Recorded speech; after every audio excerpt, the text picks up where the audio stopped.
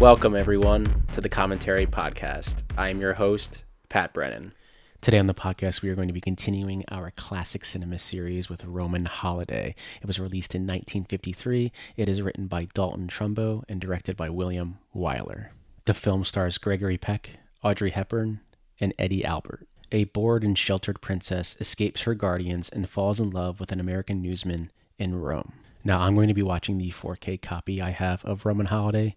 Unfortunately, it is not available to stream for free anywhere, but you can rent it on Amazon, Apple, and Fandango at home for $4. I say we get things kicked off. I am going to be pressing play on Roman Holiday, and I hope you do as well. In 3, 2, and 1.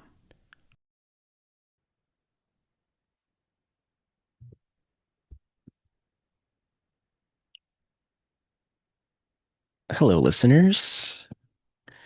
Welcome back to another classic cinema series. I'm back once again. And I want to say up front, we have done this episode earlier in the podcast. I would say about, I don't know, maybe almost 2 years ago at this point. I think it had to have been almost 2 years ago, which is kind of crazy to think about. But we're 2 years strong here on the pod. We're over 2 years now, and we're doing great, you know? And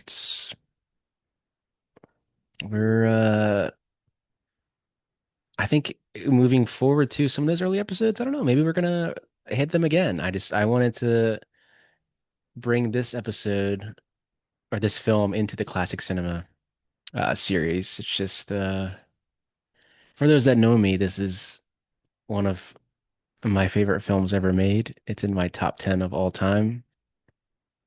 I could watch this film every single day and never get tired of it. It stars my favorite actress of all time, Audrey Hepburn. So those that know me know that answer. And it stars the great Gregory Peck, and obviously we're watching Roman Holiday from William Wyler, which actually just got William Wyler's Ben-Hur on 4K. I'm excited to dive into that. Um, but yeah, I think the first time I saw this, it had to have been in high school on probably Turner Classic Movies as usual. It was when I was obviously getting more into film, and I don't know, it caught me at the right place at the right time. And for me, it's absolutely perfect. There is no fat in here. Nothing needs to be trimmed. Nothing needs to be added. Every single scene is perfect. And I'm actually watching my 4K right now, and this 4K looks fucking beautiful. Fucking beautiful.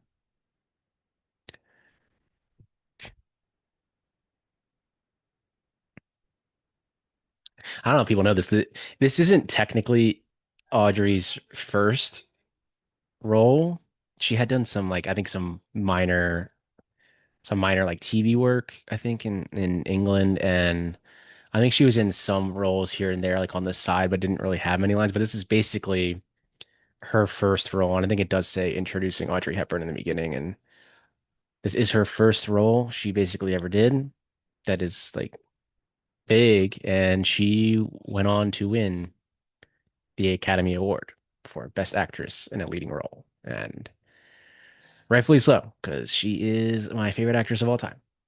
I love Audrey Hepburn. So I think that's also why I like to do these classic cinema series, and maybe um I think no, I think this may have been actually one of the only older classic films that I did on the pod, so it's nice to kind of bring this one under the fold of classic cinema, because this to me is my favorite classic cinema film, and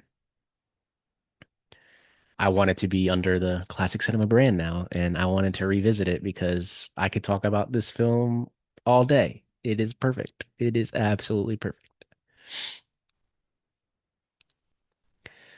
Actually, I think this film was nominated for, let me count, one, two, three, four, five, six, seven, eight, nine, 10.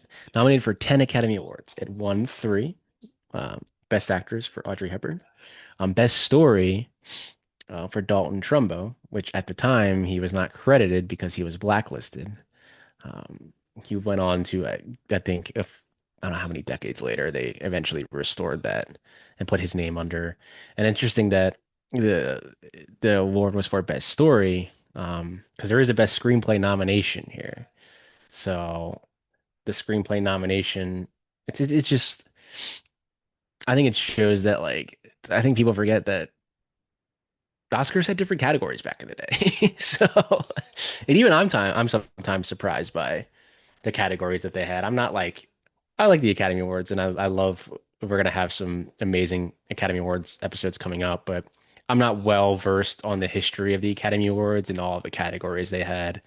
Um, I just love classic cinema, so I can watch this all day. And I love that this is you can in this opening scene here with her, you can see it. This is the comedy bit that they have. She is still kind of a not a child, but like she's just a young princess, and this is like William Wyler's idea of doing comedy is like it's having her heel come off, and she still has to greet all these people, and she's still trying to just put it on. Like it's like a little comedy like that that for me sells because there's no like oh my God, her shoe fell off. They don't say anything. All they do is act with their eyes, and she's just trying to put her shoe back on.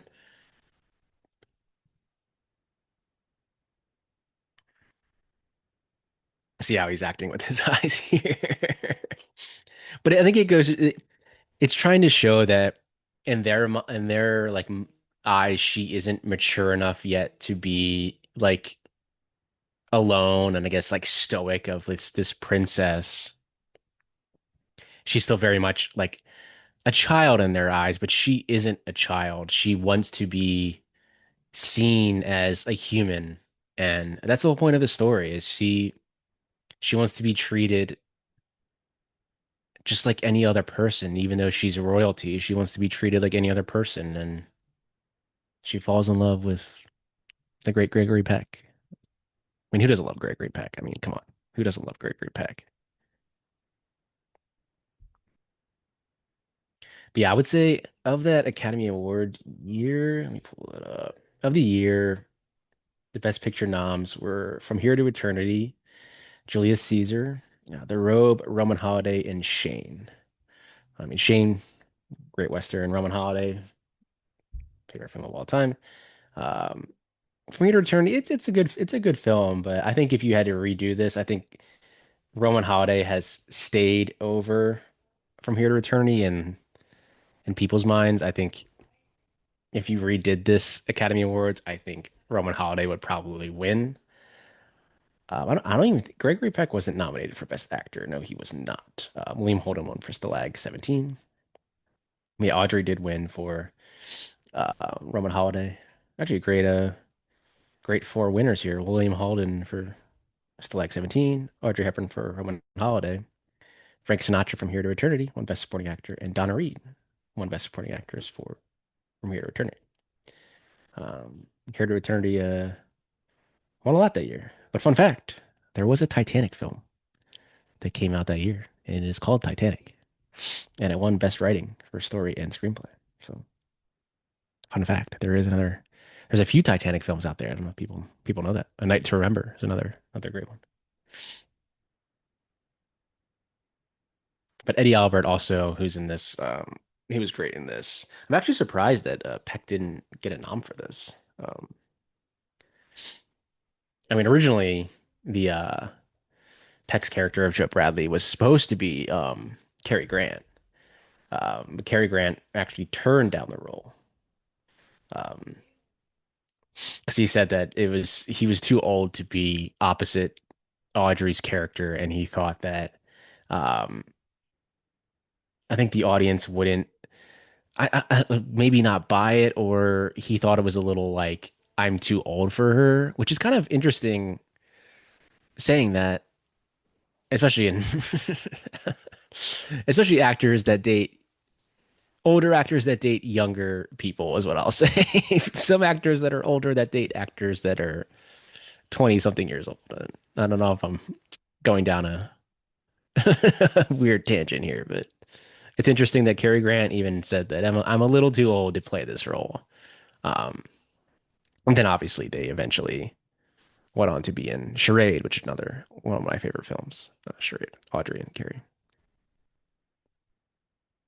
What I love about these close-ups here is that close-up of having her by herself is just her slowly losing her mind listening to this, and she just can't do it anymore. Like it's all just schedule, schedule, schedule, schedule, and you just shoot her close up and her just reacting, but she's the person speaking to her is not even listening to her until she freaks out.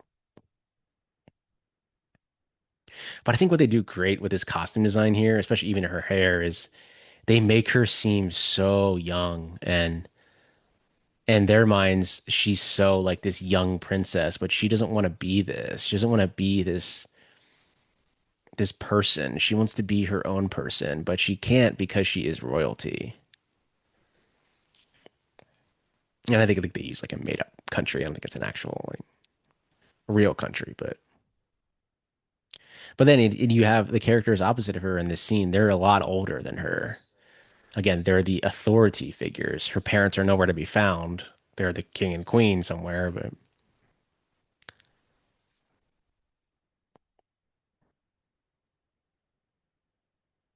I think it's good to even have her costume design kind of blend in with the bed. It's like she kind of just blends in with what they want her to do. And she's just trying to speak for herself right now. And they think she's going like crazy, but she's not going crazy. She's just she wants to just be herself. She doesn't want to do this shit anymore.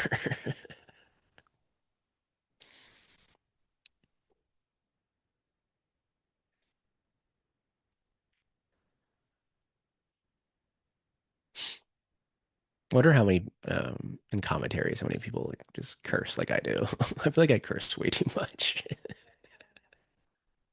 I'm always self-conscious about how much I curse.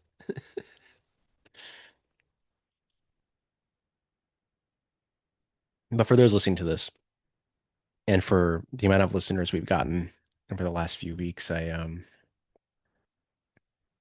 just want to say we really appreciate everyone that's been loving what we're doing and loving the direction the podcast is going. And I hope you love the classic cinema series that I'm doing. I think I talked about this in the His Girl Friday episode, but I'm sorry if I'm repeating myself. But if I have any new listeners, then I just want to let you know that I think it's important to talk about these films. And if you didn't have these films, you wouldn't have the films you have today. These films are incredibly important and they deserve to be restored and shown to new generations of up and coming actors, filmmakers, writers. These films are important and they show what Hollywood was, what Hollywood can be, and what Hollywood is now. Like Audrey Hepburn is an iconic figure, and this is the film that started it for her. This is an important film. It's a landmark film because now you get Audrey Hepburn. You get the star that is Audrey Hepburn.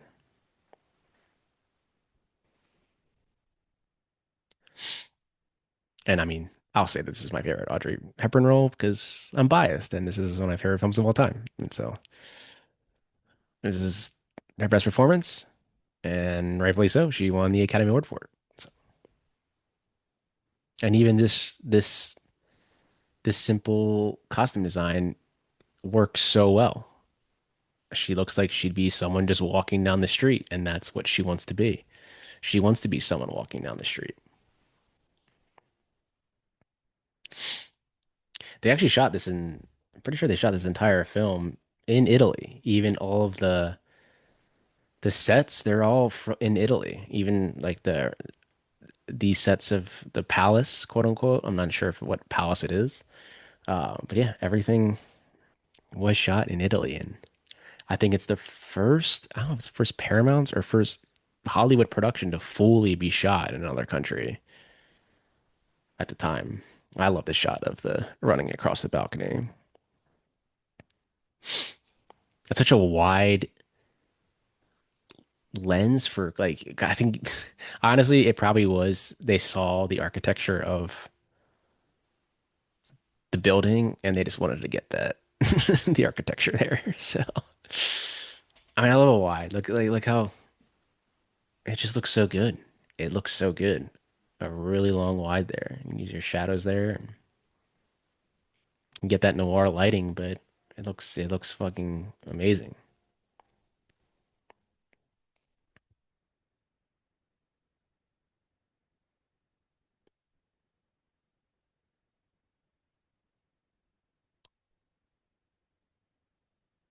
What I love about these scenes of her escaping is there's no dialogue. It's just very simple. We have her get out, get into a truck, and now she's one with the city. She's one what she wants to be. She wants to be with the city. She wants to be a normal citizen and treated like a normal human being.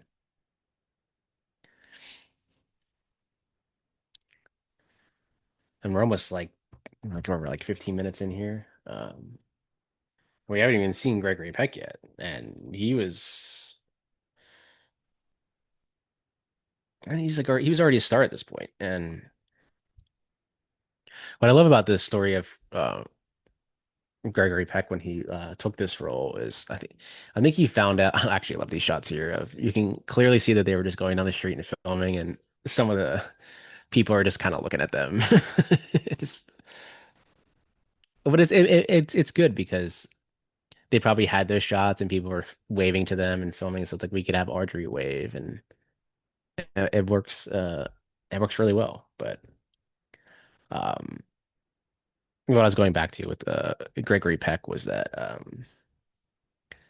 I think during the film, I don't know if it was during the filming or before they started filming, he he had heard that Audrey was kind of getting paid a lot less than he was. And obviously from a studio standpoint, they're saying that she hasn't like established herself as this leading actress yet. And in their minds, they would say she needs to pay her dues. But what Gregory Peck did was he said, I mean, she is the lead of this film. She deserves to have an equal pay as what I'm getting paid. And he did he did help her get that payment. He said it's important. I think she's an incredible actor and she deserves to have the equal pay that I have. And good on Gregory Peck. He's a real one. He's one of the best actors of all time. I think of the legacy of classic cinema is I feel like we don't talk about these classic actors a lot, and we should. They are those classically trained actors that the actors you saw in the 60s, 70s. Like I feel like without Gregory Peck and like you wouldn't get like a Marlon Brando. He kind of gives that same vibe of a rugged type of guy and he can play any role. I mean, he's probably most famous of To Kill a Mockingbird. Um, I mean, that's probably his most famous role, but I mean, again, this is my favorite Gregory Peck role. I mean, he had been acting for about he's 53. I think he'd been acting for about 9 years now. I mean, he's one of his first films was a Hitchcock and Spellbound, and he had some he had great hits. Like he started off very strong. The Keys of the Kingdom, The Yearling, Gentleman's Agreement, 12 O'Clock High, Spellbound, obviously, The Gunfighter, which is an incredibly underrated Western. I think it's a fantastic Western. Um, Captain Horatio Hornblower, great little great little film there. But I think this is it's not this isn't a film that like let's say like it really establishes him, but he was already established at the time and he has the pull to say like, "Hey, Audrey deserves the same pay as I do. It's we're acting opposite, and she is the lead of this film, and I'm the lead actor, but she is the story." But yeah, go watch some Gregory Peck films. Man in the Gray Flannel Suit, great. Snows of Kilimanjaro. He's in his second role, he was nominated for Academy Award, The Keys of the Kingdom, Best Actor.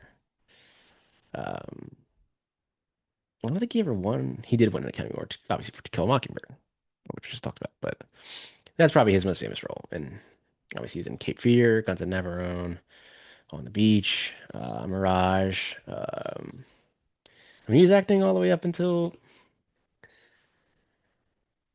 let's say, like, I think he made a cameo in Scorsese's Cape Fear, but he actually has a technically in a 2024 film, The First Omen. And I kind of did a little fist pump in the theater when I saw that. I was like, is that Gregory Peck? It is Gregory Peck. Hell yeah.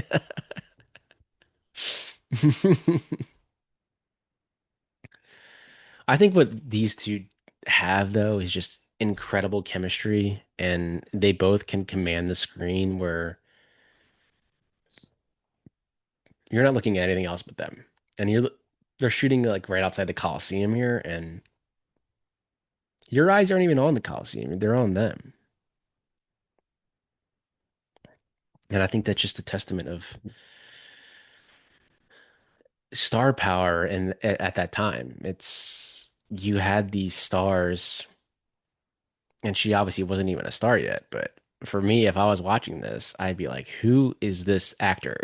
She is the commanding the screen. But I think it's a show here too. Like she's very kind of out of it. Again, very like, oh, I've never been out this late because I'm told to go to bed early. It's still treating this film's still treating her like a child, but she isn't a child. And oh, I love this shot here. The shot of them all separate. And what do? Obviously, you keep her alone in the frame on the right side, shooting her entirely by herself. But they're both in the same divide. There's no divide between them because they're both wondering who this is. And when you have her slide over and hit him in the shoulder, you're establishing that connection early to be like, okay, these two are going to be talking throughout the rest of the movie. She already touched him. I don't know if this part has aged well of him kind of shaking her in the head, but and kind of like trying to wake her up. But yeah, different time period, but different time period. But I love that shot of them all in the cab. To me, when you have shots like that, it's intentional what they're doing. They're not shooting it in that way. It's intentional the way she's sitting so that everyone can be in frame at the same time. And again, you have her alone by herself and they're talking through the window to themselves because they're on the same level of what's wrong with her. And when you have his hand then reach through in that shot through the divider to her head, it establishes the connection again as he cares what happens to her. He cares that, okay, he probably thinks she's just so wasted right now, but she needs to get home. And he's just kind of being a nice guy a little bit. And there's actually a subtle thing right there what Gregory Peck does. He looks into his pocket and he realizes the money's not there and he thinks that she stole it. But then he looks at her and then he realizes like, oh wait, it's in my pocket. Very subtle, but he probably in the past has been robbed like that. So he's not taking any chances. And again, you leave her on the right side in that window. Still, just still like she's still by herself in a sense. But I mean, look at the blocking here. It's incredible. And you still have a light hitting her face. She's still being lit. Again, People making films, if you're listening to this, hello. There's actually a very interesting jump cut there that they just kind of insert of it's clearly an edit, but it works. It's great. He kind of they just added a little they fixed it right there. Gregory Peck kind of it's a nice little jump cut. But yeah, if you're listening to this and you are a filmmaker, hey, you can light things like they were lit in 1953. You can. It doesn't have to be any natural lighting. You can light it however the fuck you want to light it. Because lighting like this is incredible and it looks a million times better than what is being shown today.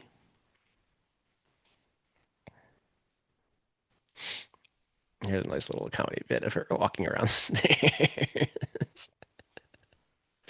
And then he twirls her back around. But it's great. It establishes this chemistry between them when they've barely had an actual conversation. You establish this physical comedy between them without actually having them speak to each other. That's all very well choreographed here. But yeah, I think these like interior sets, they're also shot in Italy. They weren't shot on a studio lot. Like one of the first, this might be the very first production that was shot in another country that was an American production.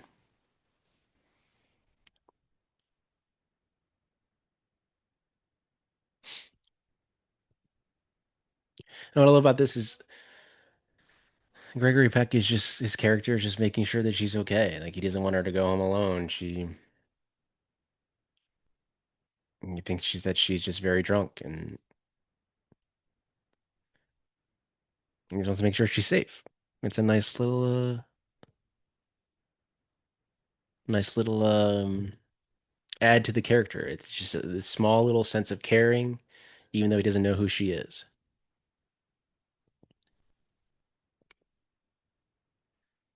I always feel weird, like I feel like I'm like rambling when I talk during these, but you can listen to me ramble about classic cinema all day. Because if you're listening to this, you know me very well. I am the classic cinema guy, and Turner Classic Movies is my favorite thing ever. So welcome, and I hope you're enjoying what I'm talking about so far.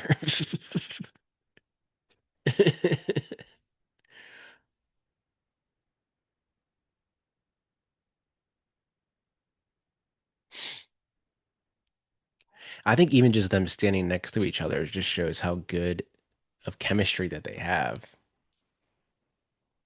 Like it's undeniable how good their chemistry is, and they never even acted again in a film together. I don't believe, but I mean, for me, I think her and Cary Grant had the best chemistry. I mean, who wouldn't have great chemistry with Cary Grant? But I think what it's weird to say that I'm kind of glad that Cary Grant didn't play this role because I can't see anyone else but Gregory Peck in this role now. I think he plays it so calm and perfect, and he's commanding the dialogue between them. It's just even that, like he hid the bottle because he thinks that she's drunk, and this is great here to withdraw permission to withdraw, and then the dress comes. But yeah, so he hides the alcohol because he thinks she's drunk. He doesn't want her to drink any more alcohol. But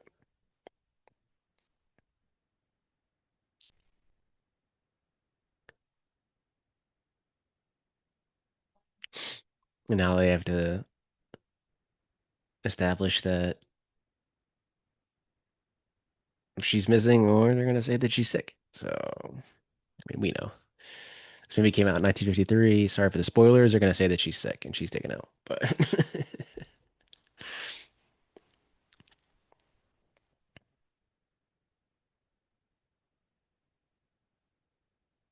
I've never been to Rome. I've always wanted to go. I mean, I've only been to Ireland in Europe. I want to go back to Ireland, but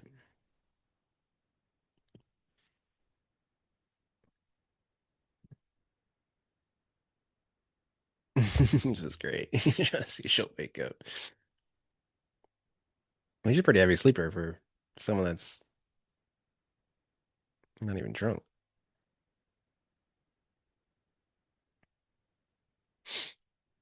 I mean, again, here's your physical comedy that isn't not a lot of dialogue, but just he's just wondering how he's going to get her onto this bed.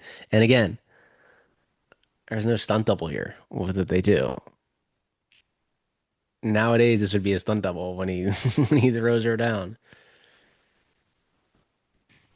But back in that day, I'm just gonna toss her.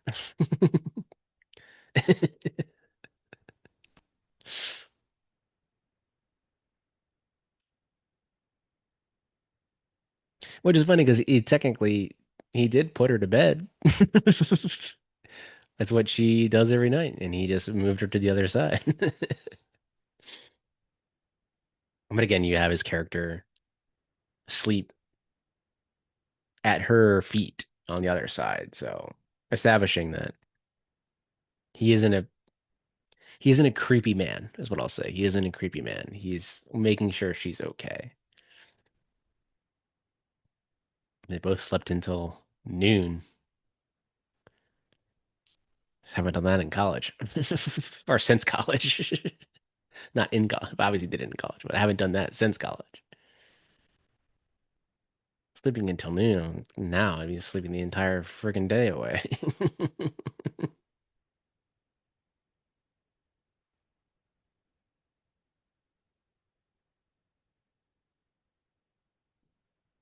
Actually, Elizabeth Taylor and Gene Simmons were both considered for this role, but they were unavailable. And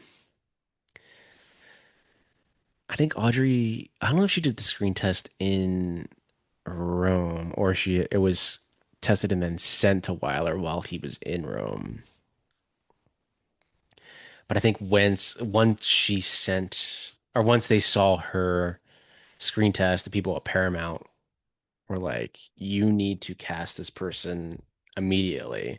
But I think Weiler was hesitant because she hadn't done anything really before then, and she was going to be playing the lead. And I think he was a little hesitant on having someone essentially being her first major role in this role for him. Um, but I mean, she hadn't like never acted before. Again, she had been in some British films, and I think she did some actual stage work too. But this was her first American film, first major role, and obviously he was hesitant. He wanted someone that was more established at the time. Um, but in the long run, I think it worked perfect because without this film, I think you wouldn't have the icon that is Audrey Hepburn, who went on to be in Breakfast at Tiffany's, Sabrina, Love in the Afternoon, My Fair Lady. Spielberg even directed her in Always. People know that she's in a Steven Spielberg film, her late in her career.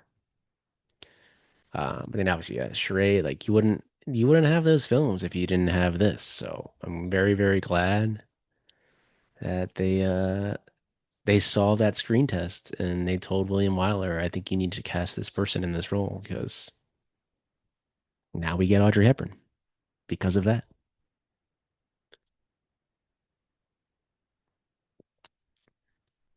This scene always reminds me of His Girl Friday. I mean, because it's like a newsroom and he plays kind of a news character, but whenever these scenes are in newsrooms and in classic cinema, they always kind of remind me of His Girl Friday and obviously Roman Holiday.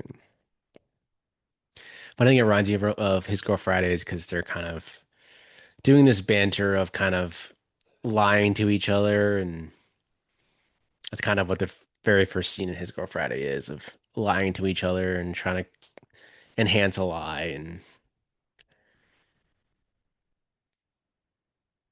Gregory Peck trying to make a lie, essentially.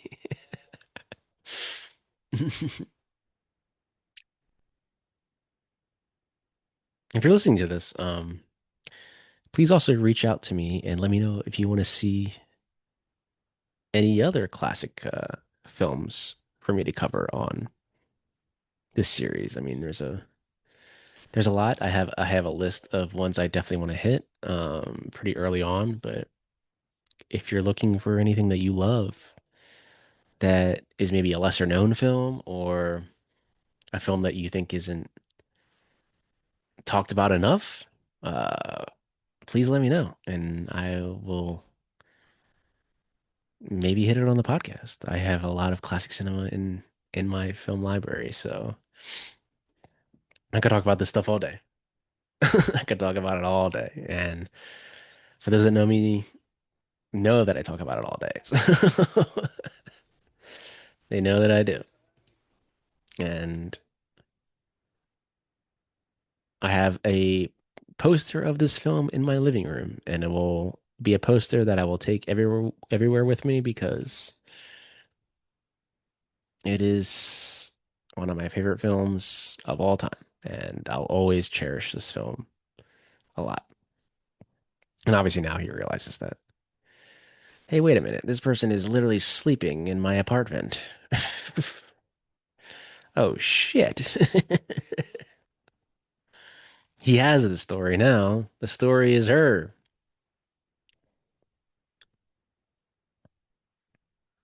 And probably get some more Gregory Peck films, obviously, and more Audrey films on here.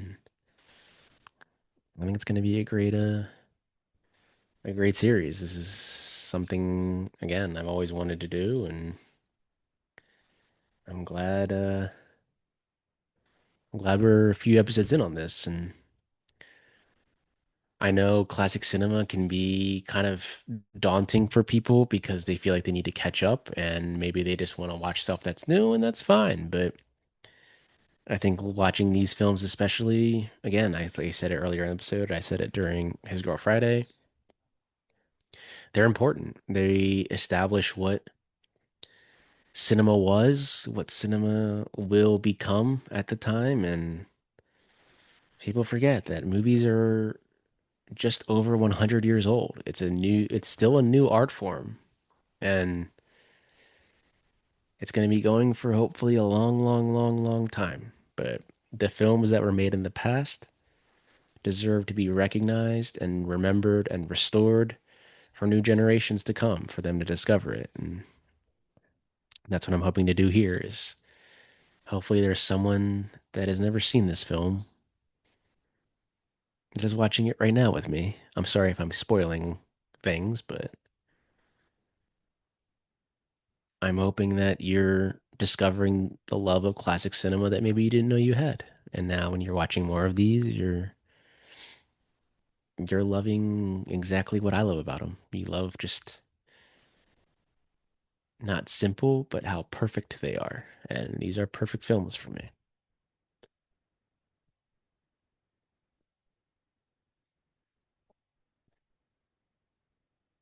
Now you have Gregory Peck come in with more of a confident, he knows what he wants. And you leave the newspaper in his pocket because now he knows that he has the story. The story is him now. The story is him. So what do you do with the simple costume design? Have him put the newspaper in his pocket because he already has the story. It's right back at home. So now he can well, not bribe his boss, but tell his boss that I will give you the greatest story to ever exist. And then you overpower his boss by sitting him up on the desk and overpowering him physically. And you have a close up of the boss in shock and awe. And what does he do? He slams the door to bring him back to reality, being like, I got this story.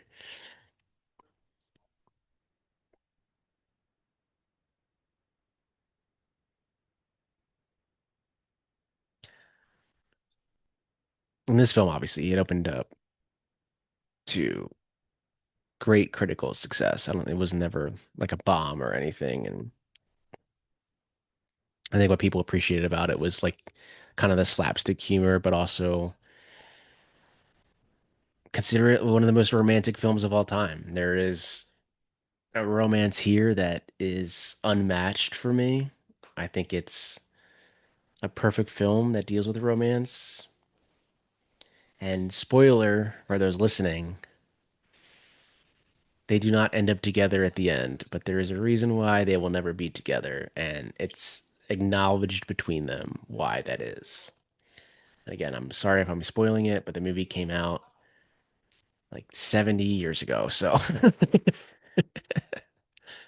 I'm sorry for spoiling it.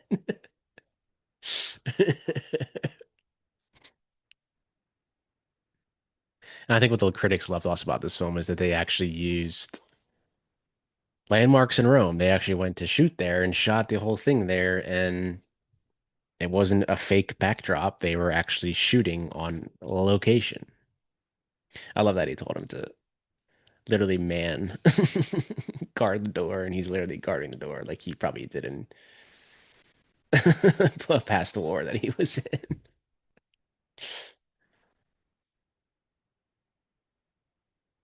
But he told him to do his job, and he did his job. So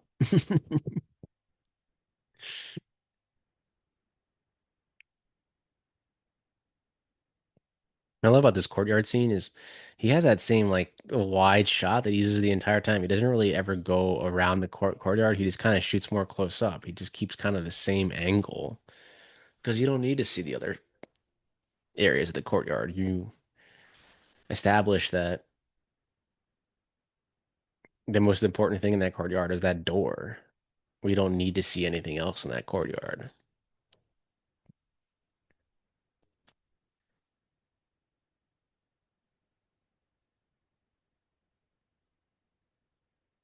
I'm sorry if you can hear me drinking a lot of water over here, but I don't know if the mic picks that up, but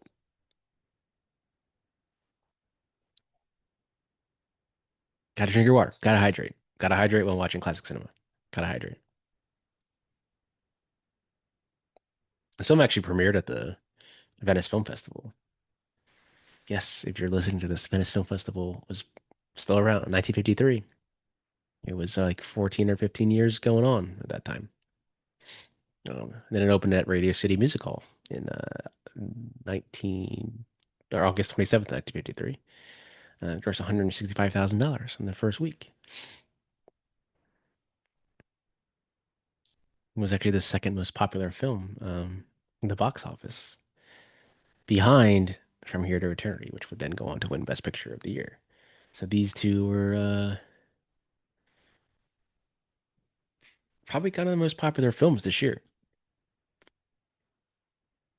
And again, I think if you were to redo the Oscars now, I think people would probably pick Roman Holiday as a film to them that's more important than From Here to Eternity. I mean, I own From Here to Eternity as well, but I think people know this film more than that. But I think that's also the power of cinema that you have films that don't win Academy Awards that go on to be immortalized as these pinnacles of classic cinema. And Academy Awards are important. And again, I do love the Academy Awards. I do love watching them. I do love voting on them. I do love talking to especially my co-host Tony about them. We're very excited for our episodes coming up. But I also think it's important to talk about the films that maybe were nominated that didn't win, that are still incredibly important. And some of those films that were nominated and didn't win or weren't even nominated at all become staples of what Hollywood was and how important these films were to the time, but they just weren't recognized. And it's important to talk about every film of certain, like all the films of certain eras, not just the ones that win awards, because there's films that don't win awards that are just as important as the ones that do. So it's important to acknowledge the ones that were nominated but didn't win the big awards. Because I mean, this won Best Actress, but that didn't win the coveted Best Picture because there's other films that are nominated for Best Picture that are just as important as the ones that do win Best Picture. They can have the same staying power over time, or even more of a staying power over time.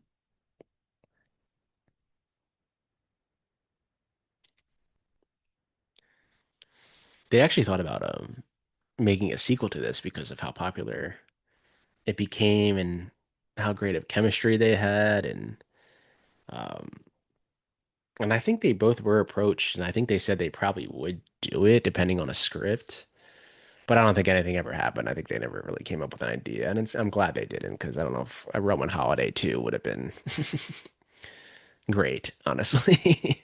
It's kind of like when studios get that one project that's a hit and they're trying to make sequels, prequels, and get all the OG cast to come back. Sometimes you just got to leave things the way they are, and this is perfect. There is no need for a sequel. You have the perfect ending. That's all you need, and that's all you will ever need. So if anyone tries to remake this film, which I'm sure they have in the past, um, please don't. Please don't try to remake Roman Holiday.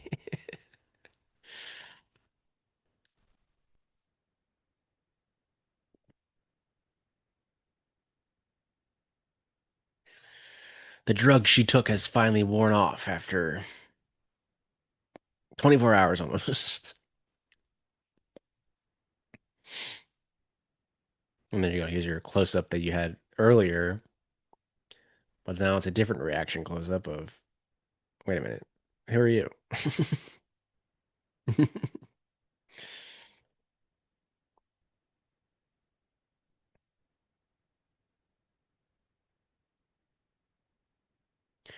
Actually, interesting fact. I mean, this statistic goes to 1990, so that's what, 36 years now. But as of 1990, I was looking up this statistic. Um, this was the favorite foreign film of all time from Japanese audiences was Roman Holiday. They thought this was their, or rated as the greatest foreign film for them of all time was Roman Holiday. Which again shows the worldwide staying power for these classic cinema films. It shows that other areas around the world also appreciate films that are very well done.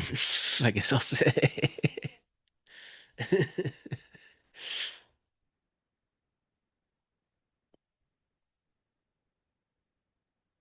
And I think this scene is also important too because she said you brought me here by force, and he's just like, no. And he's basically saying like, you spent the night here, but you were over there, I was over here. I was making sure you're okay. I'm just making sure you're fine. But he thought she obviously was wasted, and she is wearing his clothes, but she put her own clothes on herself. And actually, I love this reaction from her of laughing at him, being like, this is kind of what she's wanted. She's wanted to be taken seriously as just a basic human being. And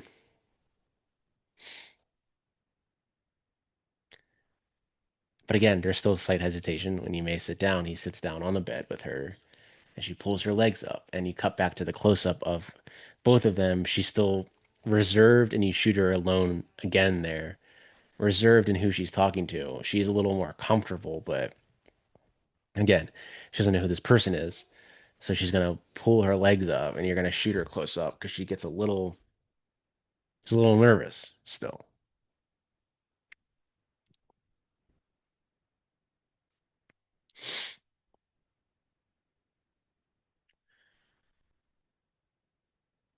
But like a lot of this scene too is a lot of their when they're speaking to each other, a lot of their dialogue is in separate frames.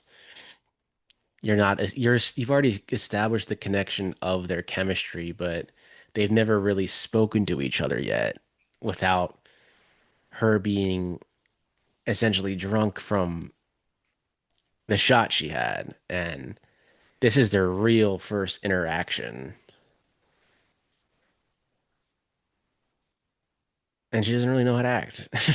He knows who she is now, but he's making sure that he's still acting like he doesn't know who she is.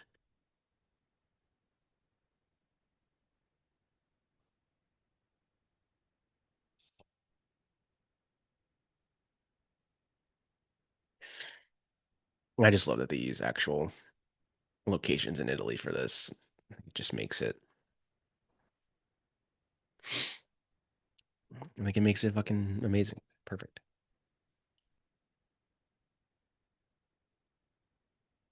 And now we enter Eddie Albert here, go on to be nominated for Best Supporting Actor. But we're about almost an hour in, and we introduce the another part of the comedic bit of it. So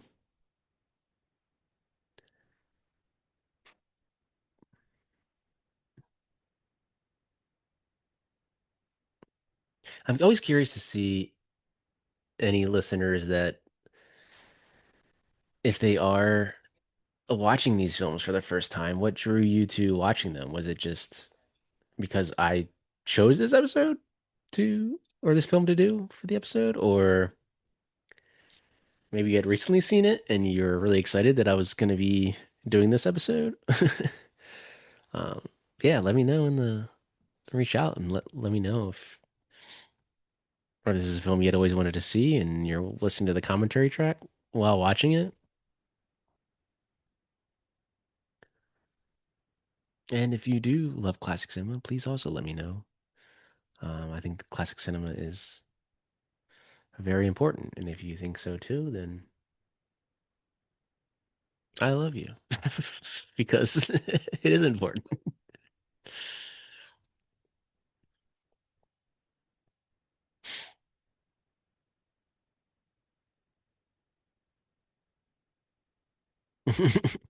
I love that the first time he brings kind of the camera more into the set is when you have the maid kind of he's cleaning the room. Not it's not like you're exposed. You're she's way more stripped down from royalty, obviously being in like the bathroom. But it's important to not have again, you're having Gregory Peck do that and he thinks she left. You have someone that assumes that oh, this is a man's hotel room. I'm gonna clean it, and she sees a woman in there. But that's the reaction of that too is perfect from Audrey because she's so stripped down, and she's probably never had someone just kind of barge into the room like that or to the bathroom like that. So it does scare her. But again, it establishes her as a regular person, and her being a regular person is important because it establishes her character. That's who she wants to be. And she now has the clothes on that she wore last night to blend in with society as we move along here in the film. And I'm glad you're sticking with me throughout this film because I love it so much. I love it so much. Could watch this film tomorrow if I really wanted to, and maybe I will. I don't know. Maybe I will. Maybe I'll watch it tomorrow.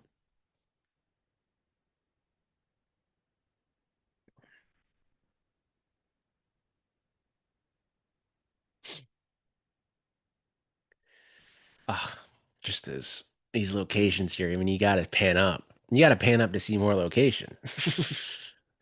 It's fucking Italy. It's Rome.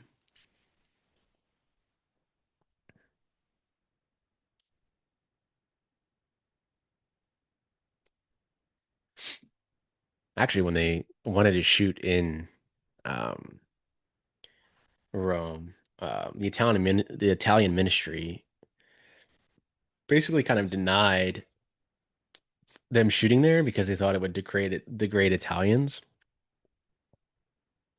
But I think once they basically said that they were shooting the entire film in Italy to show the beauty of the locations and the beauty of how this city can be used for a perfect romance story like this, they finally did agree that they can shoot in Italy. Um, but they also wanted to shoot this film in color, but I think it proved to be too expensive, especially on location. So they shot it in black and white, but I think it looks amazing in black and white. So, and obviously, he thinks that it was a little different transaction. You can give her money, but he can't give him money for rent of the apartment.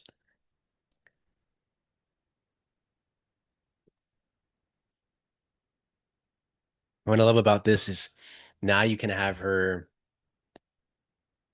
be the person that she always wants to be in a city that she probably always wanted to walk around in. Have her blend in, but what do? You have so much going on, so much noise, and you have Gregory Peck trying to chase her down, but you have so much noise of clutter, like visuals, like everything's just cluttered in the frame. There's so much going on. And if you actually like obviously look at the frame, a lot of the people are looking at them the entire time. They're just watching them act and looking right at the camera. Because they just probably just shot this on the fly and or it probably was a real market that was working and they just had Audrey and Gregory Peck walking around and you kind of have a camera set up and it's hard for people that aren't actors to like not look at them. So, and maybe some of them were actually trying to get Gregory Peck and Audrey Hepburn to buy something. And they just didn't really care that they were filming something.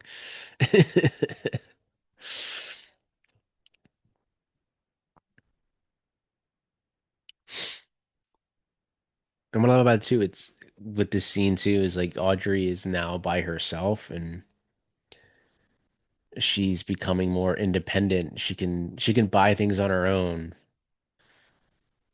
Yeah, if you look at the guys down there when they saw Audrey walk up, they're literally looking right at her. Like they know exactly that this is a film production.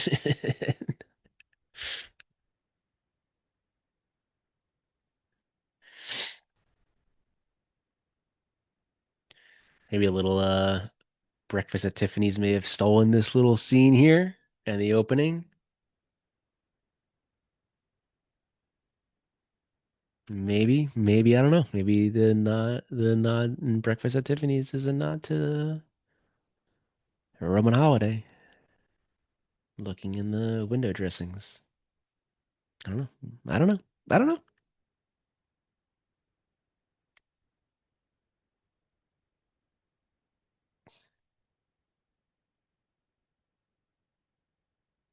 And I think too with this scene especially is it's important to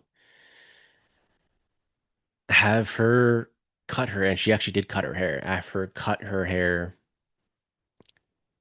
to make her seem like she's not a kid anymore, not a princess. She is her own person, and her cutting her hair defines that she is her own person.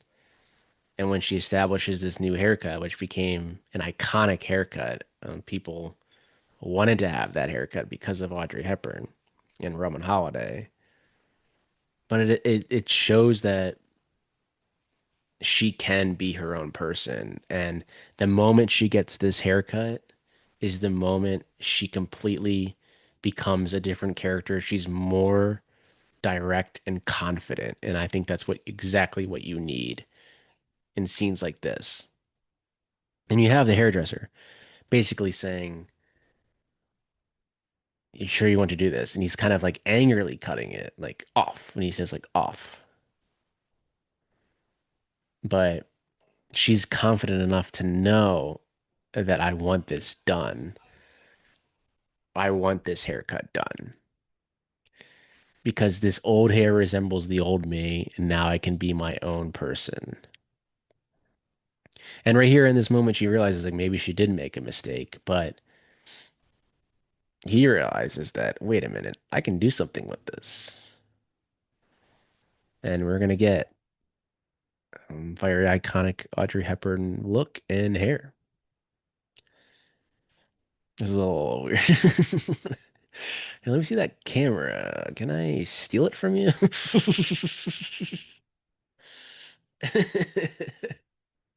Imagine someone just coming up and trying to take a little girl's camera. Oh, okay. Sorry. He probably would be arrested in today's society for trying to do that. But and here you go. Here is that iconic haircut. It looks perfect. And here's your very famous. I feel like this GIF's used a lot of her touching her hair and right on the head and establishes that iconic short hair of Audrey Hepburn. It looks perfect. It looks absolutely perfect.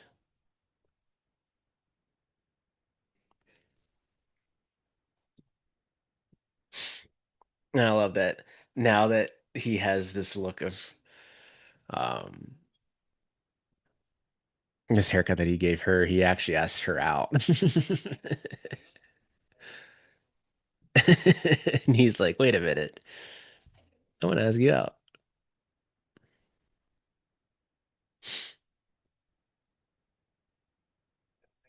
Yeah, there he is, where he asked her out.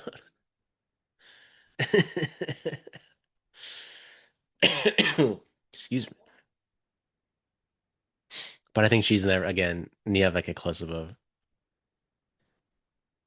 she's probably never had someone that actually was like, oh, wait, like interested in me just because I look, not because I'm royalty, but because I look like,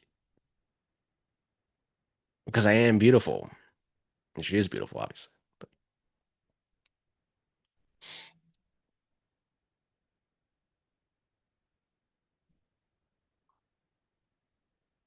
now we have the iconic Spanish step scene, been used in a lot of films. I feel like if you have to shoot the Spanish steps, you gotta shoot the entire thing, shoot the entire thing. It's beautiful architecture, and I hope one day I'll be able to see that in person. Go and sit in the same spot that Audrey Hepburn and Gregory Peck sat in while filming Roman Holiday. That would be that'd be amazing. Gotta get her gelati. Or it's gonna be gelato, Americans would say.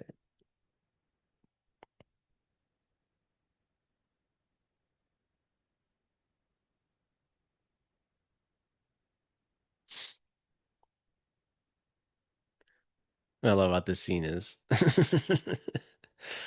she thinks it's like it's free because she got it for like, oh, thank you. Because in the past she does get things for free. So I love that she thinks it's like free for her because she is she is former well, she's royalty. She's not former royalty. She is royalty. So but then you have like the here you go. You can have one flower because you're so beautiful. Mm.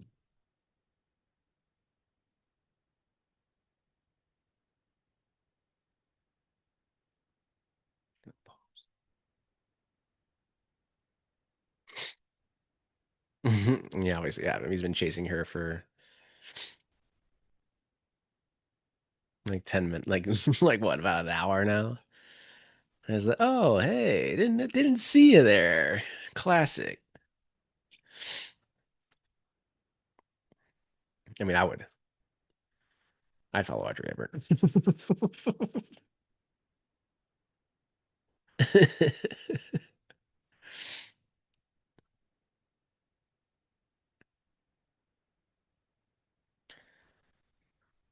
I love about this is she's lying to him. And it's like it's kind of like the same scene that was earlier with him and his boss that she's lying to him, but he knows the real story and he goes along with it. It's the contrast of he already did this to his boss earlier, and now he's doing it, or she's doing it to him, but he obviously knows the real truth. And but he loves it. This is to me, and this is his story. He has the actual story now, and I think at this point he is kind of somewhat already falling in love with her. He's just fascinated. It seems like, especially in the way his facial expressions are, he's fascinated by her beauty, by who she is as a person, and who she wants to be. And maybe that's his story in his mind. She wants to be just a normal person. And that's the story. Maybe I take her around Rome now, and she's just the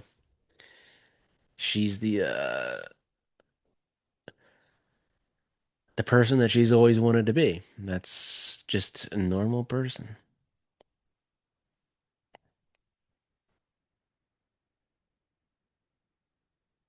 And it's a great you should there's establishing shots of those columns, establishing just how beautiful Rome is and how beautiful of a love story this film is.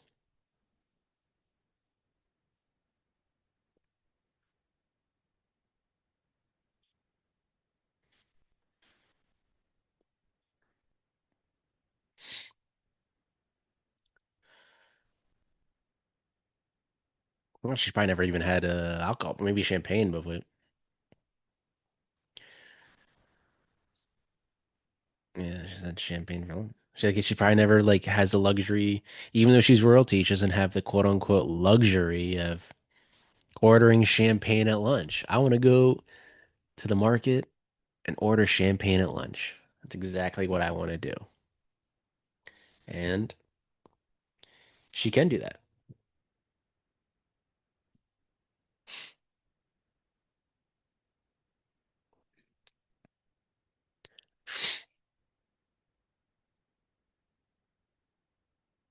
Yeah, she mentions public relations there because she is a public relation figure.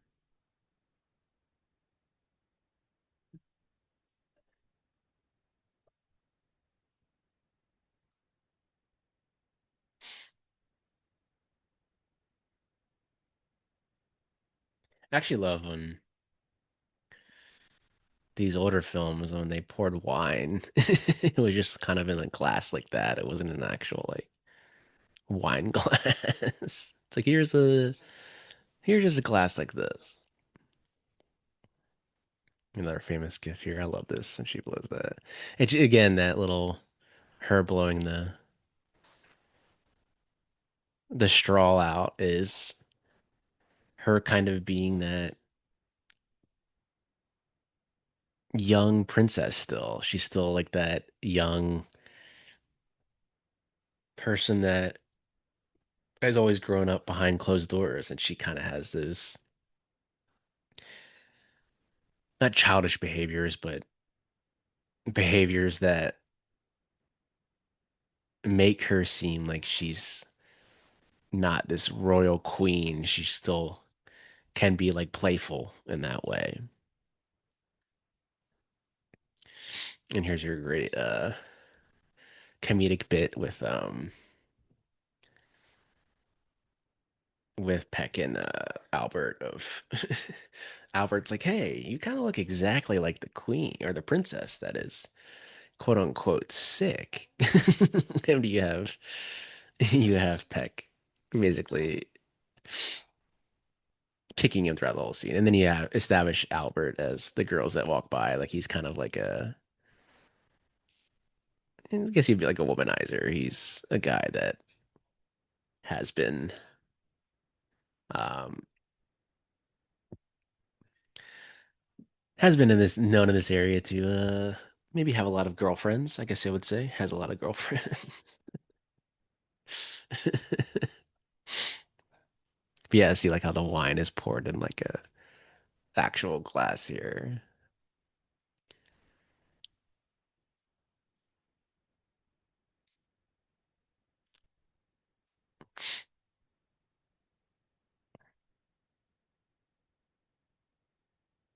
I think what I love about too about this scene is that Gregory Peck makes Albert's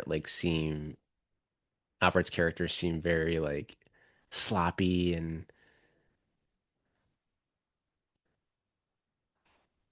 like kind of it's almost like he's over the top, but like klutzy and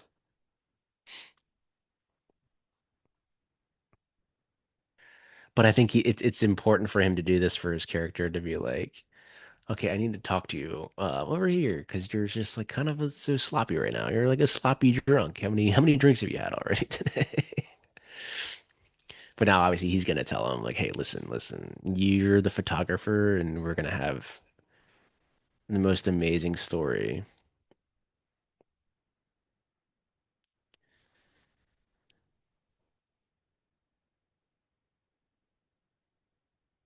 And I think too, it's also important to realize that there is the connection between him and Audrey at this time, and I think he does like her, but in his mind, he's still on the story. He's kind of just thinking like, oh, I can get a good amount of money for this fucking story. Um, I guess in a way, he's still using her for that and having Eddie Albert's character come in establishes that like, oh, there's this connection between them. Like he's the photographer, I'm the story guy. I write the stories, but because we're just over halfway through now. Um, Now you have them kind of team up to tell this story, and they're on the same page, and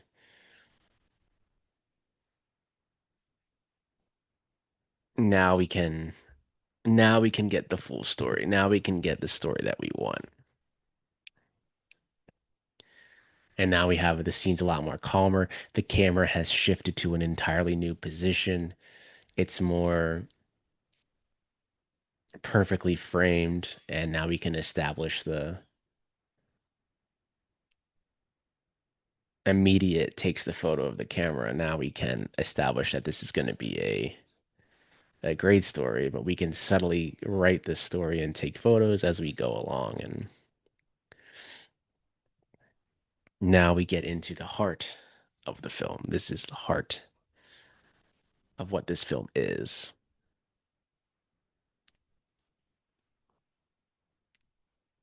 And he says schedule there. She kind of freaks out. I love how the camera just tilted up to leave that bar shot in. You just make sure it says bar there.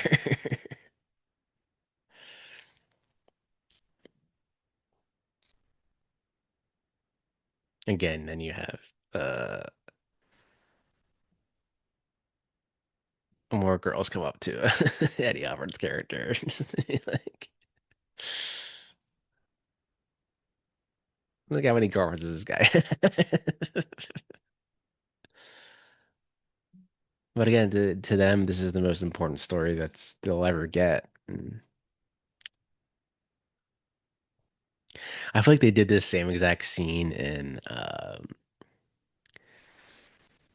1, 2, 3, the Billy Wilder film. There's kind of this same scene where you have all these men in hats get off the plane that all look exactly the same.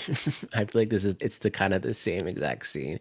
I don't know. When did 1, 2, 3 come out? Pardon me while I look up. Yeah, it came out about 7 years later, 8 years later. But I feel like Billy Wilder took that same like men in suits getting off the plane all looking exactly the same. And obviously now we have a very iconic montage here of them on the Vespa driving around Italy, going by the Colosseum, and now they're at the Coliseum here. And actually, I think Vespas went on like the stock for them like rose a lot, and a lot of people bought them because of this film and the iconic look of Gregory Peck and Audrey Hepburn on that bike. I mean, it's on the cover of the 4K. It's on the cover of a lot of posters. It's an iconic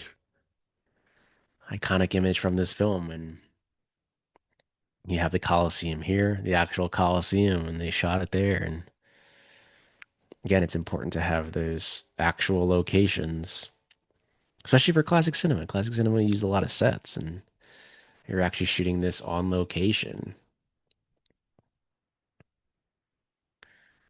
And you have the classic pointing, get the photo, and doing everything to get the photo. Yeah, driving around Italy and showing all the national landmarks of Italy. There's your original traffic lights of people telling them to stop. There's your original traffic light.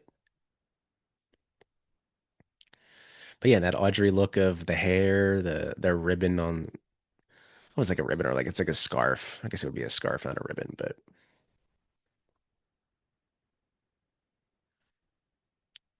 you have that montage. Like this is your perfect montage. This montage goes on for a while. It shows their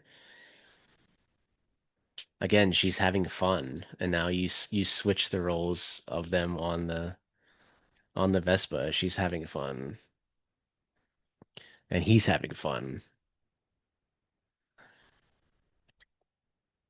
But obviously, you don't want her to get hurt because she is royalty, and if she does get hurt and then goes to the hospital, then they're gonna find out who she is.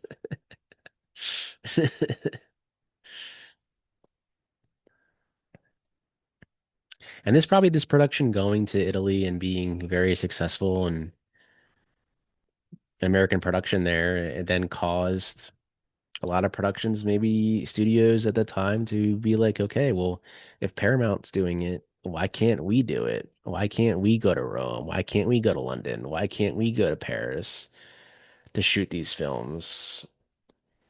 And Roman Holiday probably was that landmark film of changing how studios went to other countries to film their films and use the locations that they're talking about, and not saying that the film takes place in Paris when all you're doing is putting the Eiffel Tower in a Paris in a backdrop saying that it is Paris. And when you use the actual location makes the film look even better. Again, you have your montage here of them just ruining everything that they did when they were on the Vespa. But again, you don't need the dialogue. It's kind of like this comedic, like, oh, we're klutzy Americans. I think they even said like they're like, oh, it's like our honeymoon or whatever. But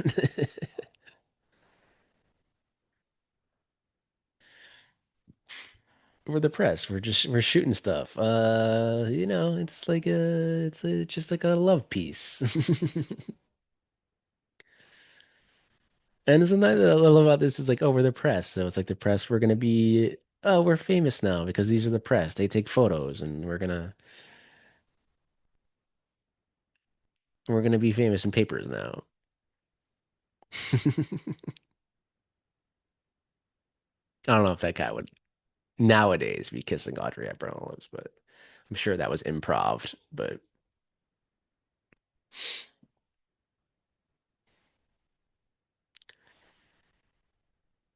again, you have these locations like in the background, like they're shooting on location in Rome, and it looks amazing. And a lot of the people probably in the background were literally just standing there at the time. They just happened to be shooting at the time.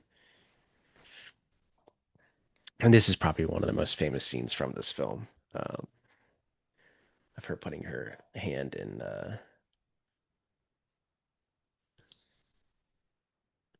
it's called the Mouth of Truth. I think that's what it's called. The Mouth of Truth. Um,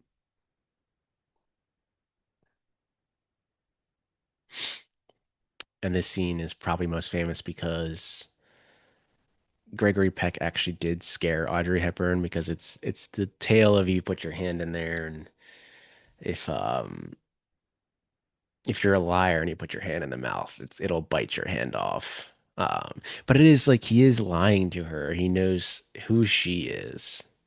But he is lying about, oh, we're just hanging out today. But he's actually lying to her because he's telling a story. But she's also lying to him. But um, this was kind of improv here of her, like, of him like screaming and her kind of being, oh, with that, yeah.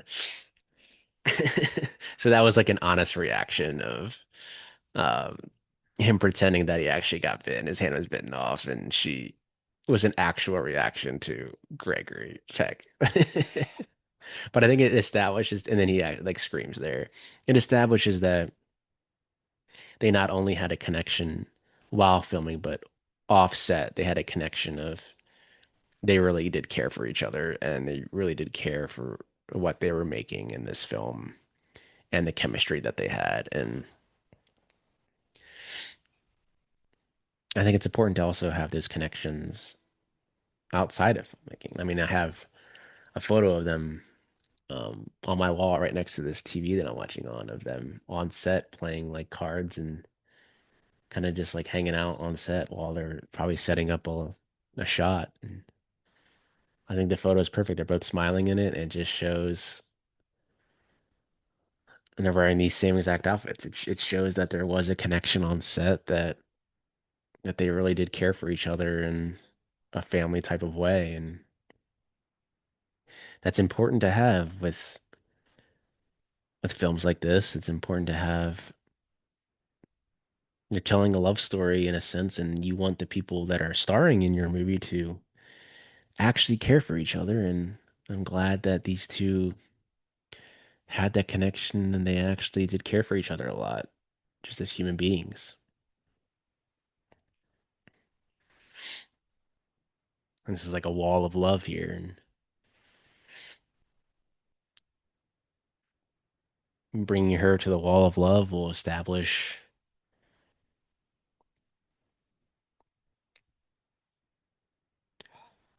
it's slowly establishing their connection to the love that they will eventually have for each other. And again, they think they're just telling a story of, oh, this is the princess out on the town, out on the streets of Rome, being herself. And we're going to be able to sell this story with these photos and without Gregory Peck realizing that his character is slowly falling in love with her and he doesn't really know it yet. And she's falling in love with him and maybe she doesn't even know it yet. And you have this wall of love in front of them that they're kind of oblivious to, but in reality, it's happening in front of them. They are that wall of love. Obviously, now you have to have the got to go dancing. You got to go dancing if you're taking a princess out. Got to go dancing.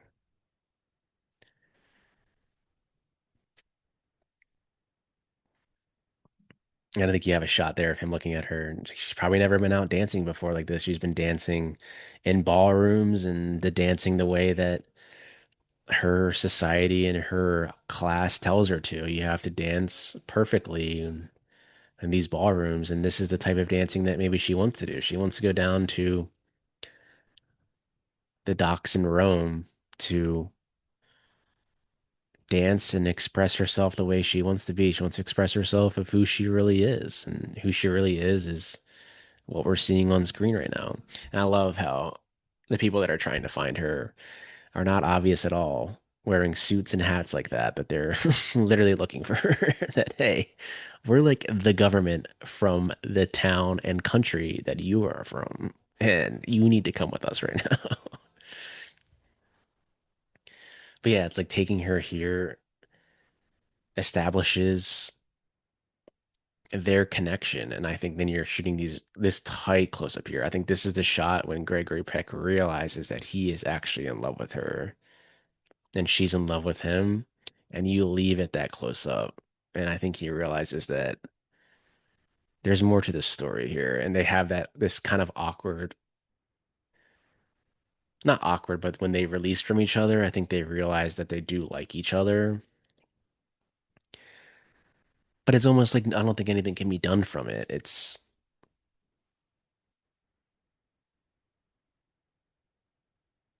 not like you can be done anything done from it, but it's something that'll never happen because they both know who they are and they both know that they're lying to each other, and this won't ever really go anywhere besides this. But I think it's important to have moments that are this to establish that, hey, this is the happiest we have ever been, and I'm glad we're here in this very moment together.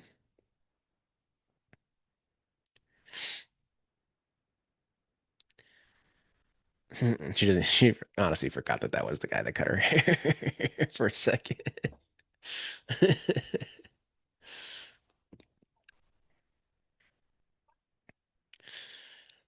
But he's the one that gave her that look of that iconic look, and that's why he's like, wait a minute, what did you say your name was? Because like he's gonna use him for the story. He's the one that cut her hair.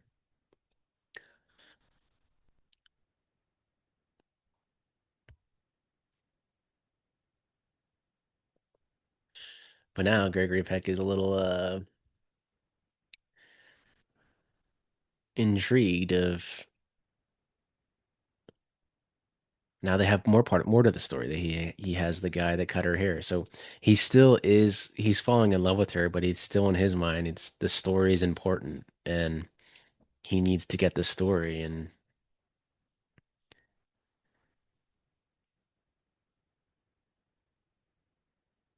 but it's like it comes full circle for them. That story of oh, the barber is the one that's dancing with her. Like the barber just happens to be at the place that we went to. Like this is perfect. This is absolutely perfect. And again, they're still trying to get the shot of the story. That's great. The Flash and then looking. That's great. That's great. Again, simple comedy like that in classic cinema works so well. It works so well. I'm just like waiting for this entire fight scene to like kick off. Spoiler, there's a fight scene coming up here that is honestly kind of long. It's kind of a long fight scene. But again, the guys that are trying to find her are not obvious at all that they're trying to find her, wearing their suits and their hats like that. Again, I think Billy Wilder completely took from one Roman Holiday for 1, 2, 3 for this scenes.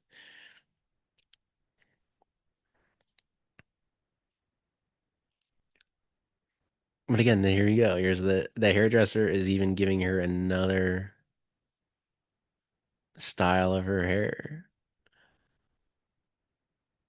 But I think Audrey Hepburn could probably have any hairstyle and be beautiful because again, it's Audrey Hepburn. There's always that one the one guy that's part of the quote unquote bad guys that are coming together that's into the dancing. He's into the I want to hang out and dance too.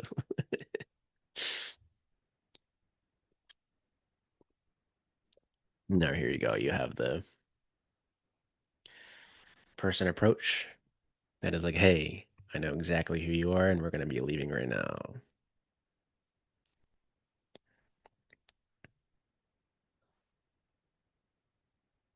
And I think too, a lot with that dancing there is she's giving the face of like the face that she would give in ballroom dancing of like going through the routines of her past life with that guy because that guy is her past life and he's ready to bring her back to her past life.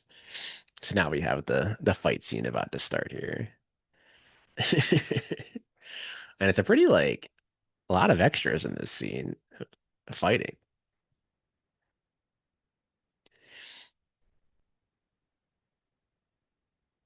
you know what I kind of miss, and I think I've probably talked about this in the past, but I kind of miss that classic punch sound in movies. Like we should bring that back. Like why did we get rid of it? We don't have na need to have natural punching sounds. Give me that punch that sounds like classic cinema. Give me that punch back.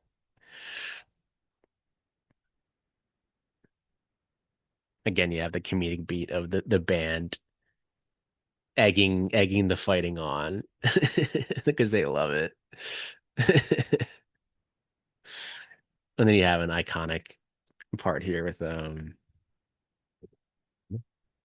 Audrey about to pick up the guitar to smash on the head.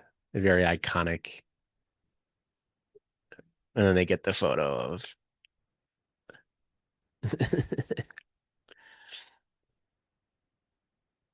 it's perfect. Great fight scene.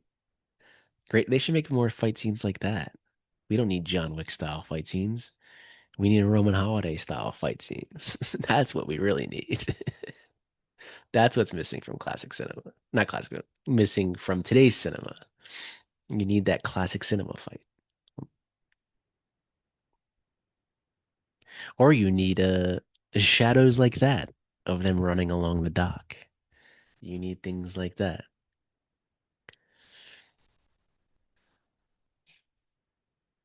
And I love about this too is that she's gonna jump in with him no matter what. Because she's all in to hanging out with him. She's gonna be jumping in anywhere he goes. If she jump off a bridge, they're gonna jump off a bridge together because now they have fully established that connection of their love for each other is now full on, I think. I don't even think they realize it, but especially right here is when they realize that yes, we love each other. And this lighting here is absolutely incredible. I mean, look at that. Look at that backlight. Oh, incredible. Incredible lighting here.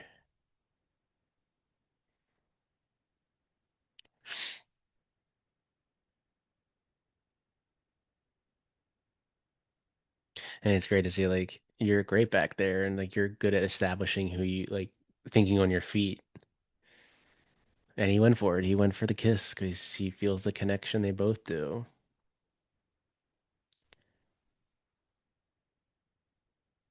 Oof, iconic kiss. Iconic kiss. The water all coming down their faces. But after that kiss, they know that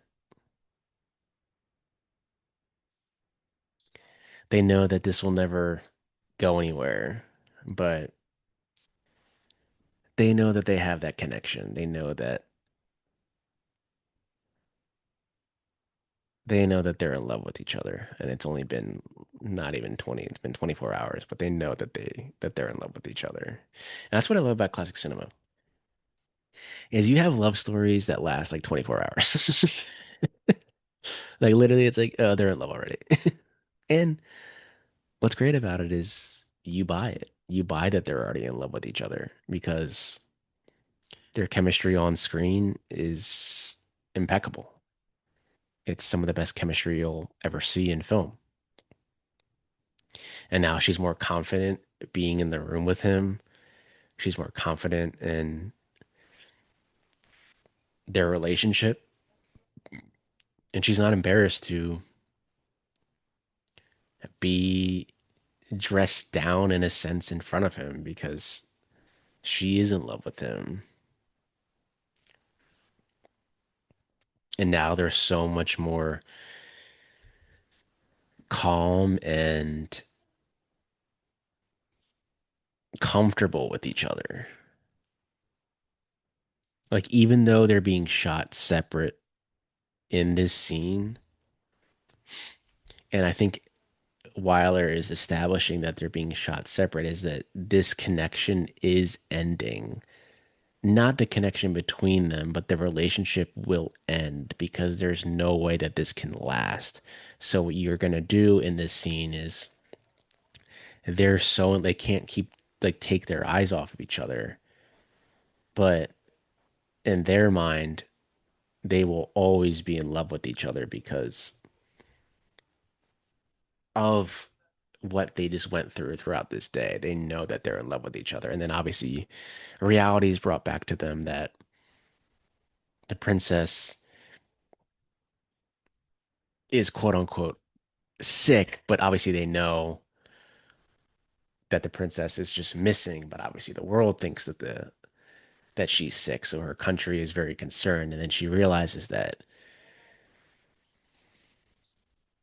it may be time to go home. And I think they both know that this relationship was never going to last, but the relationship that they had with each other is going to always be there in their hearts. And that's why you have those close-ups there of each other. Again, you're shooting them separate. You don't shoot them in the same frame when they're having those conversations because they know they are in love with each other, and a close-up will establish more of an intimate shot. But if you're shooting them separate, it's a disconnect, but also a connect. And it's beautiful filmmaking. It's simple, beautiful filmmaking. And if you're wanting to be a filmmaker, watch classic cinema because you can have these shots here. He's telling you everything within the frame. And right here, they're obviously going to hug each other. But the frames before, whereas it was a disconnect between the two, as in this is never going to happen, but you have the close-ups of both of them because they want it to happen. And what do you do after that? Then you have them in the same frame, coming in together, hugging each other, and you establish that close-up again. And then you have them kiss, as in they want this, but they know it'll never happen. Just because of who they are in society. He's a newspaper reporter and she's royalty. That'll never happen. And I actually love this shot here because she's obviously a little out of focus there, but, and it's probably not meant to be intentional, but it works because their relationship is now dissolving. This is it. This is the end. We had this amazing connection in Rome, and I know that it can't go anywhere further. And I think now Gregory Peck is deciding, is this story worth being told? Because I love the person now that is to my right. I don't want to expose her for being who she really wants to be because who she really wants to be is who I love. And it's also very mature and of her to realize that, hey, I do need to go back. I do need to represent my country. I am the princess there. But when I go back,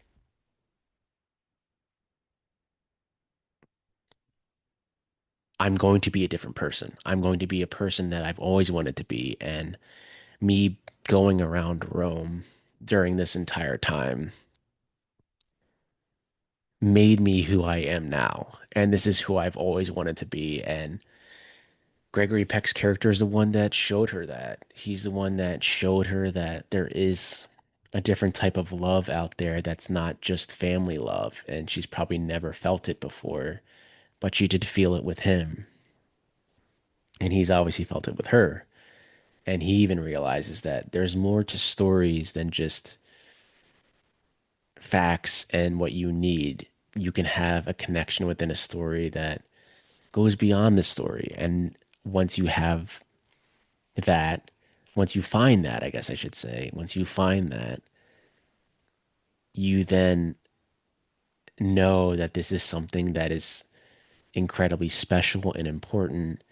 And maybe it's something that I will only ever want to have for myself. And that time that we spent together will be the greatest time I've ever had in my life. And we will always have Rome. We won't always have Paris, but we will always have Rome. That's what the title, that's what the ending should have been in this. We'll always have Rome. That's what he should have said here. We'll always have Rome.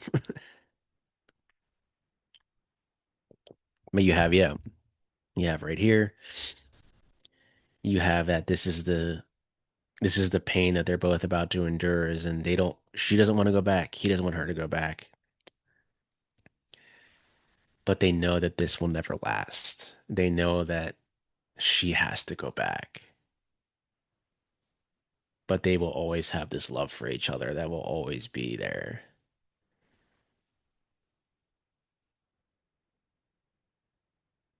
And it's just it's perfect. It's beautiful.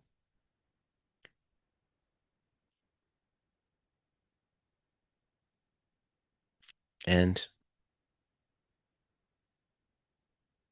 what I love about it is she runs into the light and not away from the light. I love that she runs into the light as in she's now running into a new hopeful world that she has made for herself because of what she just went through. And not it's like went through in a bad way. It's her life has been changed in 24 hours. And for her, it's important. And he just watched probably the love of his life run away, and he may never ever see her again. But obviously, if you've seen this film, you'll know that he sees her one more time.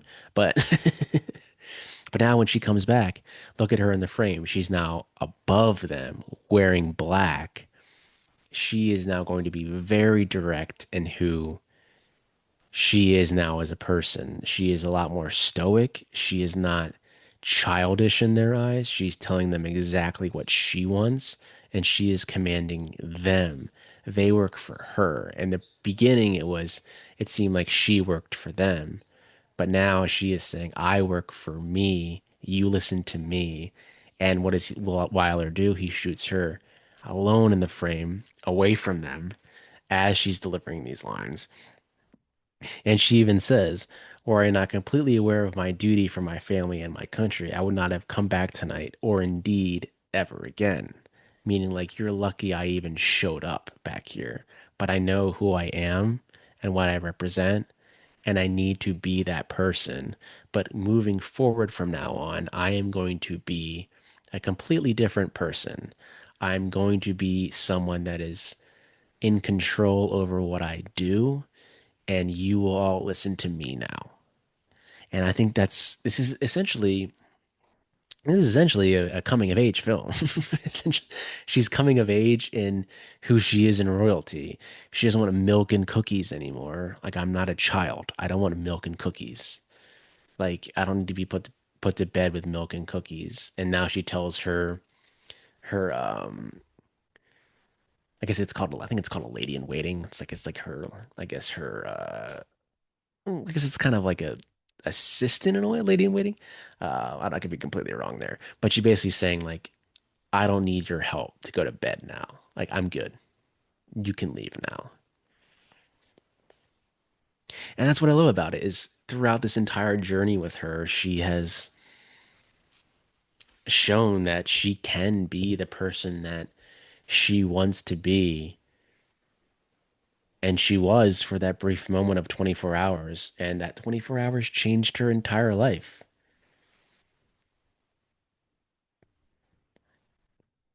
She gained the confidence that she was missing in her life.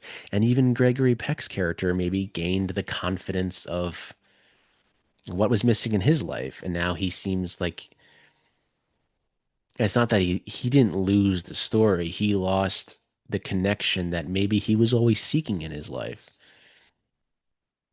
And he went away to Rome as an American reporter to be like, I'm just going to go to Rome because, I want to get out of the US. Maybe this US isn't for me. There's no connection here for me. And he goes to Rome meets the love of his life, and then he realizes that the love of his life he'll never be able to be with because she's royalty and I'm not.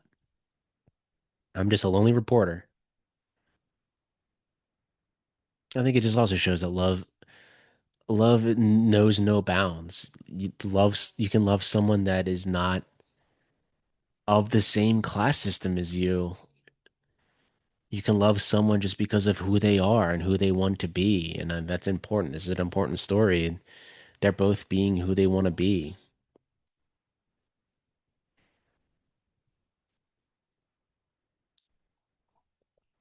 And obviously he hasn't told Irving yet that, hey, I'm not going to run the story. But then he obviously does the same kind of bit that he did earlier when the Irving first came in into the picture of throwing stuff on him and being like, but it's great because Irving is still kind of oblivious to like, hey, remember when I did this earlier and you still didn't understand what I'm trying to do? Can you please not do this right now?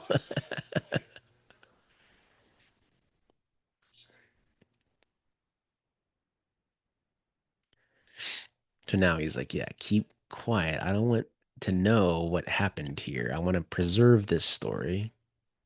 But I do like that Irving kind of realizes early on that we don't want to do this.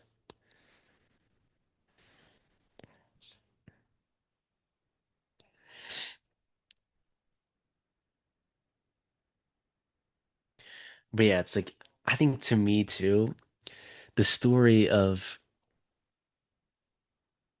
this story was told, but it was told to the audience watching this film. The characters in this film don't need to hear this story because the love story that we saw is what we needed, not what the characters in this film needed. Because this type of love story is something that happens to a lot of people. Maybe you meet someone for one day and you'll always remember that person for that one day. Or you want to protect that private connection that you have with someone and you don't want anyone else to know about it.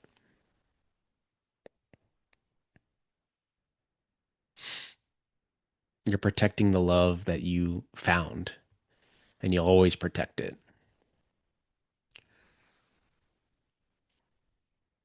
Everybody wants their Roman holiday.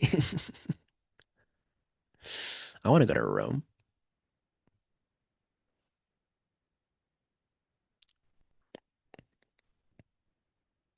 Then you have here, this is you're reminiscing of what you just saw, and then you see the actual. It's great that they're using like inserts of actual production stills. Like they actually took these photos, and it looks fucking amazing. But here's them like kind of wanting to like maybe run the story, and if they did, here's the photos that they would use, and what they did get was amazing photos and they have an incredible story. And if they actually did run this story, it probably would be a story that was told around the world. And that's the best shot is he has the shot of the guitar smashing. But then you have the cut to Gregory Peck realizing like I can't do this. And he says she's fair game. It's always open season with princesses, but in his mind, she's not fair game. Like she's more than a story. She's perfect. She's more than a story. This is a story that I want to tell myself, and I'll only ever tell it to myself.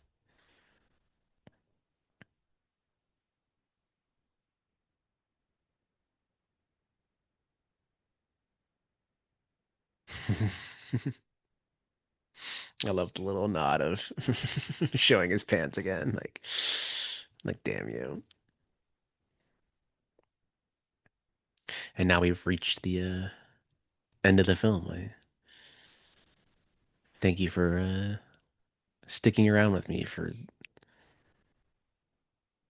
these couple hours of one of my favorite films of all time. I've seen this film a lot, and I'll always continue to watch this, and I'll have it on all the time in the background, just putting on Roman Holiday to feel a comfort of love. Is what I'll say, a comfort of love. Again, using relocation to this giant hall looks incredible. Architecture is amazing. And again, from the first time we saw her as the princess, she was wearing this whole gown. Sh- you couldn't see her feet. She dropped her heel and she made it seem like she was a real like princess and the princess where you would close your eyes and imagine a princess looks like. And now you have the princess now and she seems to have aged more, as in she's more confident in her style of clothing, more confident in who she is.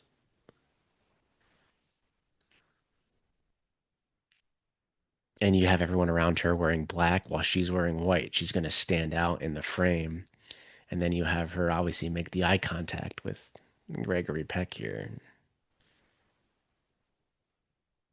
Again, you establish the love connection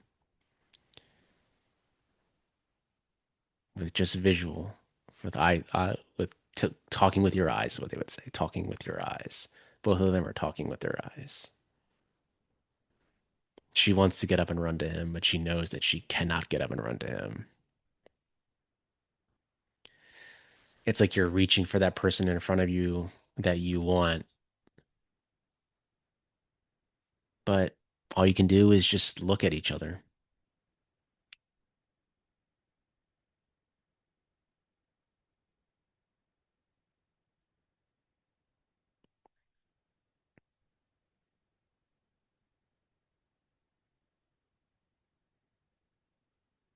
But now she has to be that figure of her country, and it's about politics. It's about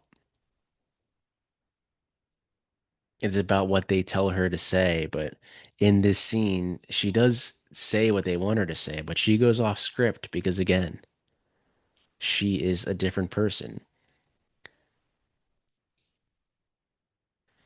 And when she goes off script, what do? You cut to a close up of her because that is her own words. That is not the words that are written for her. Those are her own words, and she's going to say her own words.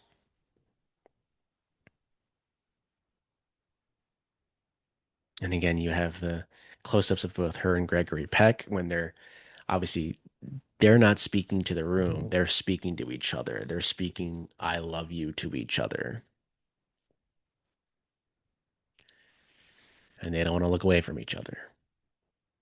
They never want to look away from each other.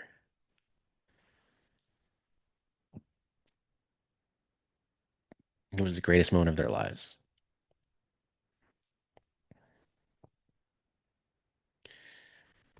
And again, she's kind of trying to be like, oh, my favorite part of the tour was all of them, but no, it's Rome. It's Rome because of it's Rome because I'm going to cherish every single moment I was here with you, and I'll always cherish that moment. And obviously, he will always cherish the moment as well.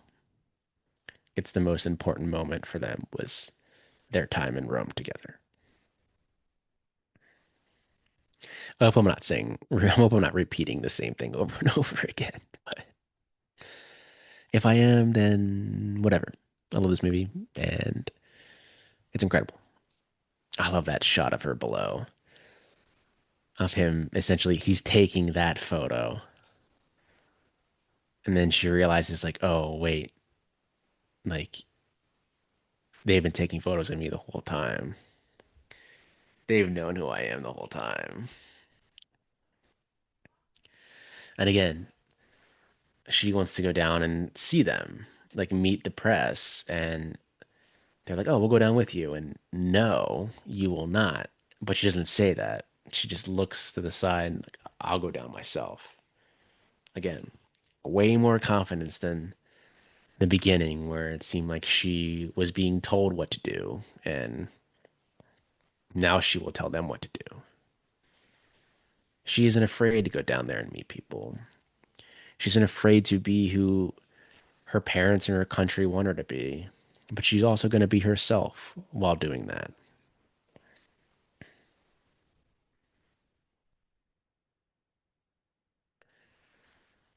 And then we pan out to the person that she's waiting to be. And it's kind of like a tension of you're just waiting for her to get there. You're kind of like, okay, speed this up. Let's get to the let's get to the person you really want to see.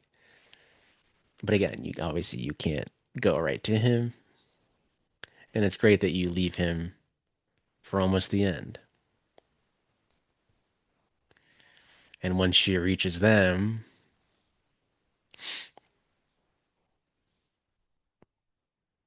is when you'll change the camera. And then he'll give her photos of her visit, of her favorite place to roam. And then you cut to the close up of her being like, her smiling to him. Thank you for these. And then the look to Gregory Peck is one of my favorite looks of all time. That look as her eyes move to him, one of my favorite looks. It's the look that he'll always remember. And it's the look of love. And their reaction there is shaking hands, and that's it. That small look towards each other, have the close ups of both of them to see each other one last time. Ugh, I can't get over that. The way her eyes just slowly move to him. If I was looking at those dailies in 1953, I'd be like, yeah, good Lord, that's what I needed right there. Incredible, incredible. And I'd be like, I have a star on my hands right here. This is a star.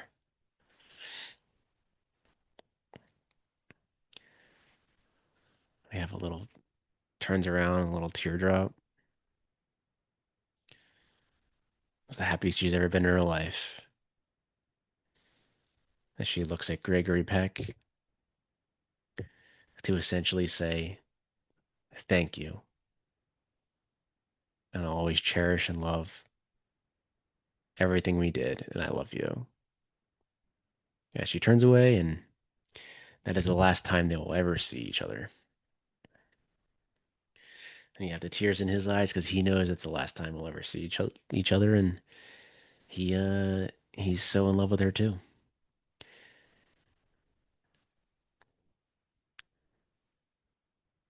But he'll be the last one to leave the room. And we're about to see one of my favorite shots of all time as he stares at the empty area where she was, and he's by himself. And this dolly shot back, oh, incredible, incredible shot. I'll watch this all day. My favorite shots ever. As he slowly walks out by himself. Oh, but then a smile like slowly kind of comes to his face.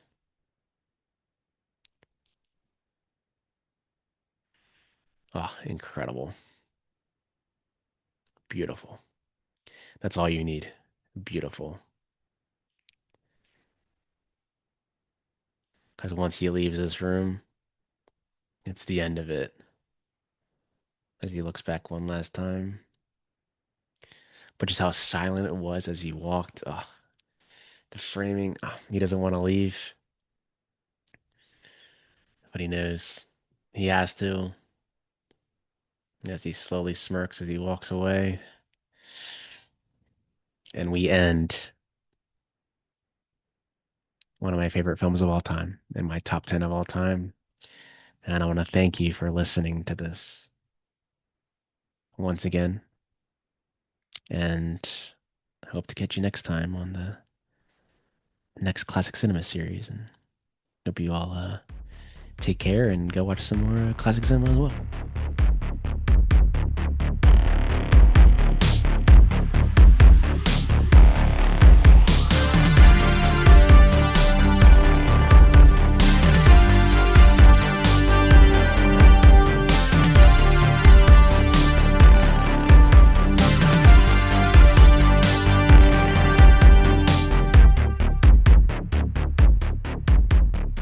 This podcast is hosted and edited by Pat Brennan.